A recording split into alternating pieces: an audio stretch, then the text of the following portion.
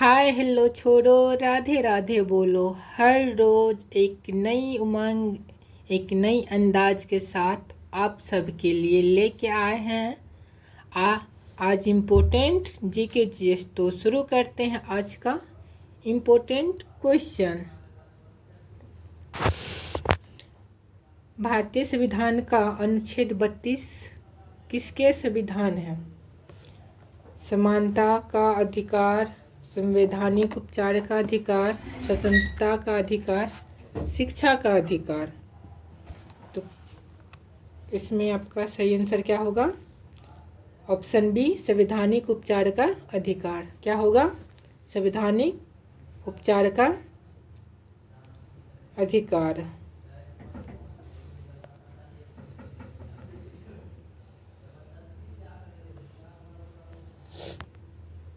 भारतीय संविधान अनुच्छेद 32 नागरिकों को उनके मौलिक अधिकारों के प्रवर्तन के लिए सर्वोच्च न्यायालय में जाने का अधिकार देता है। इस अधिकार को डॉक्टर बी.आर. अम्बेडकर ने भारतीय संविधान का हृदय और आत्मा कहा था, क्योंकि यह मौलिक अधिकार संरक्षण के लिए एक प्रभावी उपाय प्रदान है। अनुच्छेद कितना में आता है? अनुच्छेद 32 में नागरिकों को उनके मौलिक अधिकार के लिए। तो चलते दूसरे क्वेश्चन की तरफ। प्लासी का युद्ध कब हुआ था? प्लासी का युद्ध कब हुआ था? 1757, 1764, 1857, 1748। तो इसमें प्लासी का युद्ध कब हुआ था? प्लासी का युद्ध 1757 में। कब हुआ था? तो 1757 में। प्लासी का युद्ध कब से कब हुआ था? युद्ध 23 जून 1757 को ब्रिटिश ईस्ट इंडिया कंपनी और बंगाल के नवाब सिराज उद दौला के बीच लड़ा गया था। इस युद्ध में ब्रिटिश सेना की विजय हुई, जिसने भारत ब्रिटिश शासन की नींव रखी।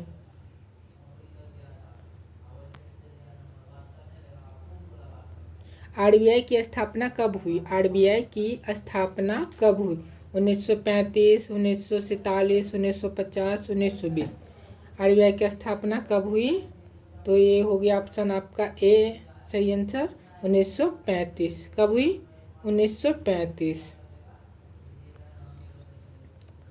भारतीय रिजर्व बैंक आरबीआई की स्थापना 1 अप्रैल 1935 को भारतीय रिजर्व बैंक अधिनियम 1934 के प्रावधानों के अनुसार हुई थी। इसकी स्थापना हिटलर यंग कमीशन की सिफारिश पर की गई थी। किसके सिफारिश पर की गई थी? हिटलर यंग कमीशन की सिफारिश पर की गई थी। हरित क्रांति से सबसे अधिक प्रभावित फसल कौन सी थी? हरित क्रांति से सबसे अधिक प्रभावित फसल कौन सी थी? धान, गेहूँ, कपास, जूट। कौन सा है? तो ये आपका हो गया गेहूँ। कौन सा? गेहूँ। हरित क्रांति को अक्सर गेहूँ क्रांति कहा जाता है। क्या कहा जाता है?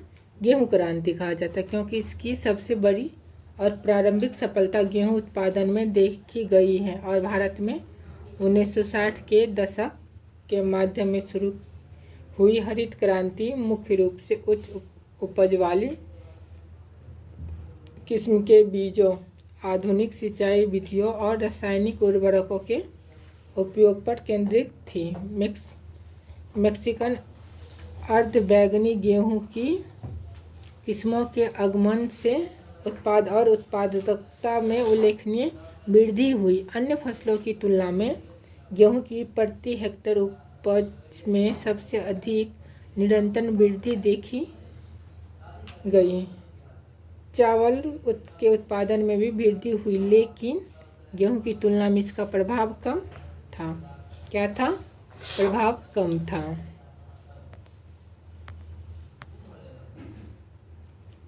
संसद का संयुक्त अधिवेशन कौन बुलाता है? संसद का संयुक्त अधिवेशन कौन बुलाता है? प्रधानमंत्री, राष्ट्रपति, लोकसभा अध्यक्ष, उपराष्ट्रपति। संसद का संयुक्त अधिवेशन कौन बुलाता है? तो ये आपका हो गया बी, राष्ट्रपति बुलाता। कौन बुलाता है? राष्ट्रपति। भारतीय संविधान के अनुच्छेद 108, भारतीय संविधान के अनुच्छेद 108 के अनुसार संसद का संयुक्त अधिवेशन भारत के राष्ट्रपति द्वारा बुलाया जाता है। राष्ट्रपति के पास संसद के किसी भी सदन का सत्र बुलाने और सत्रावसान करने का अधिकार होता है।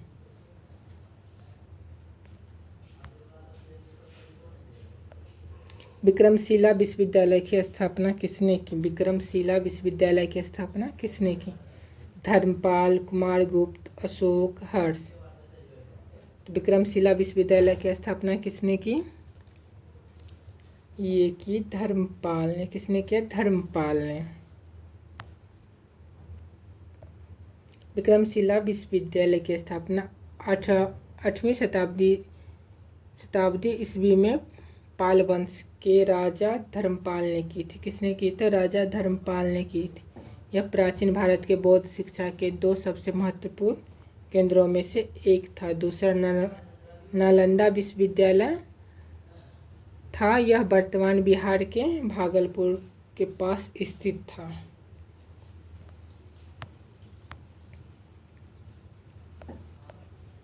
भारत का सबसे बड़ा राज्य क्षेत्रफल में कौन सा है? भारत का सबसे बड़ा राज्य क्षेत्रफल में कौन सा है? मध्य प्रदेश, महाराष्ट्र, राजस्थान, उत्तर प्रदेश। राजस्थान।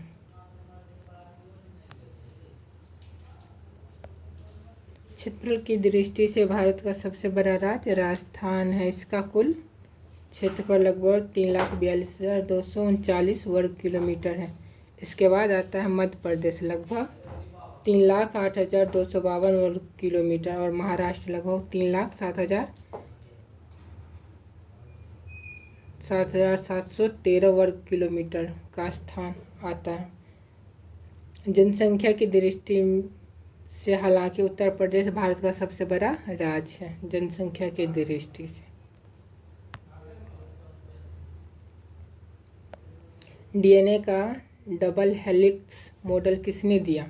डीएनए का डबल हेलिक्स मॉडल किसने दिया? तो मेंडल, डार्विन, वाटसन और क्रिक, लेमार्क। किसने दिया था? वाटसन और क्रिक ने। किसने दिया था? तो वाटसन और क्रिक ने। डीएनए का डबल हेलिक्स मॉडल 1953 में जेम्स वाटसन और फ्रांसिस क्रिक द्वारा खोजा गया था। इस मॉडल ने जीव विज्ञान में क्रांति ला दी और आधुनिक आनुवंशिक की नींव रखी। इस खोज के लिए उन्होंने 1962 में मॉरिस ब्लिकिट्स के साथ फिजियोलॉजी या मेडिसिन में नोबेल पुरस्कार से सम्मानित किया गया था। मेंडल को आनुवंशिक का जनक माना जाता है। मेंडल को क्या कहा जाता है? ये वाला मेंडल को आनुवंशिक का जनक कहा जाता है, लेकिन उसका काम जीन की भौतिक संरचना से संबंधित नहीं था। जीन के भौतिक संरचना से संबंधित नहीं था। डार्विन ने प्राकृतिक चयन के माध्यम से विकासवाद का सिद्धांत दिया।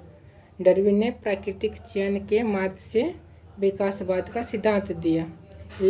लेमार्क ने उपार्जित लक्षण की वंशागति का सिद्धांत प्रस्तावित किया, जिसके बाद में अस्वीकार कर दिया गया। ऑप्शन में जितना था ना उसका सारा का यहाँ पे किसका क्या आंसर होगा वो एक्सप्लेन कर दिया गया है।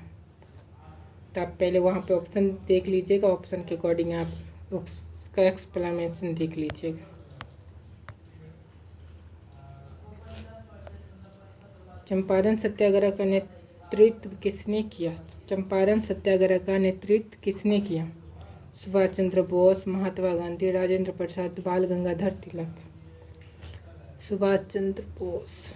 चंपारण सत्याग्रह का नेतृत्व किसने किया? तो महात्मा गांधी। किसने किया? महात्मा गांधी।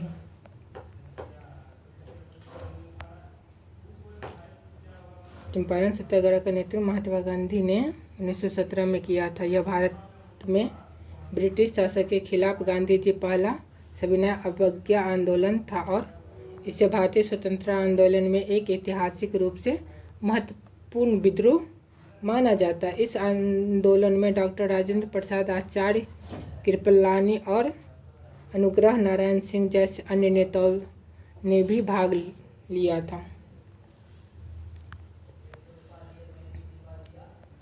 भारतीय राष्ट्रीय कांग्रेस की स्थापना कब हुई? भारतीय राष्ट्रीय कांग्रेस की स्थापना कब हुई? 1885, 1905, 1919, 1942। भारतीय राष्ट्रीय कांग्रेस की स्थापना कब हुई? तो ये हुई 1885 में। कब हुई? 1885 में। भारतीय राष्ट्रीय कांग्रेस की स्थापना 28 सितंबर 1885 को बॉम्बे में एलन ऑक्टेवियन ह्यूम द्वारा की गई थी।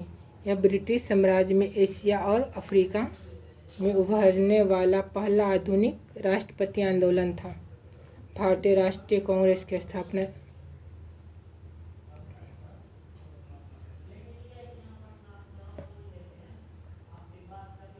ये हो गया, यहाँ पे कुछ मिस्टेक हो गया है।